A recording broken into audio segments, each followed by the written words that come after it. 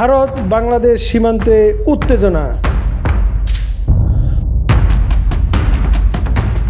বর্তমান পরিস্থিতিতে ভারত বাংলাদেশ সীমান্তে আবার উত্তেজনার সৃষ্টি হয়েছে।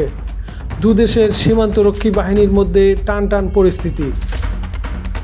কি ঘটছে সীমান্তে এবং এর পেছনের কারণ কি, আজকের এই প্রতিবেদনে আমরা জানব বিস্তারিত।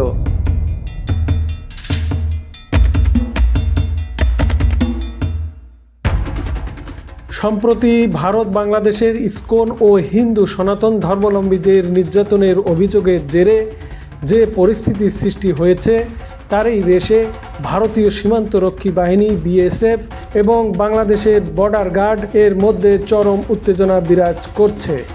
অভিযোগ উঠেছে বিএসএফের পক্ষ থেকে সীমান্তে গুলি চালানো হয়, যেখানে বিজিবি প্রতিরোধ করতে বাধ্য হয়।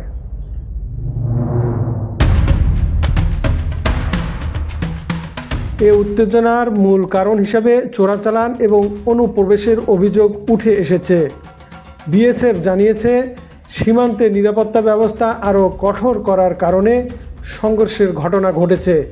অন্যদিকে বিজিবি অভিযোগ করেছে বিএসএফ আন্তর্জাতিক সীমান্তের নিয়ম ভেঙে কাজ করছে।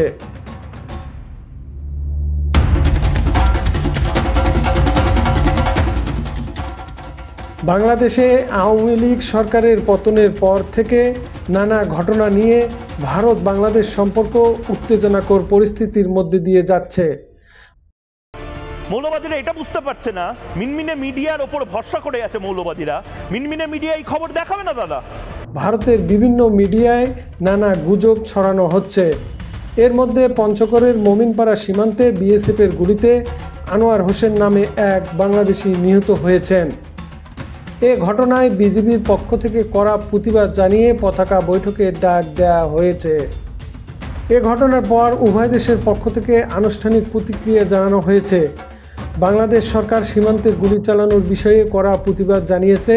অন্যদিকে ভারত বলছে তারা কেবল আত্মরক্ষার জন্যই পদক্ষেপ নিয়েছে। এ অবস্থায় কূটনৈতিক স্তরে আলোচনার প্রয়োজনীয়তা দেখা দিয়েছে। বিশেষজ্ঞরা বলছেন এ ধরনের সংঘর্ষ এড়ানোর জন্য দুদেশের মধ্যে কার্যকরী যোগাযোগ ও সহযোগিতা বাড়ানো প্রয়োজন।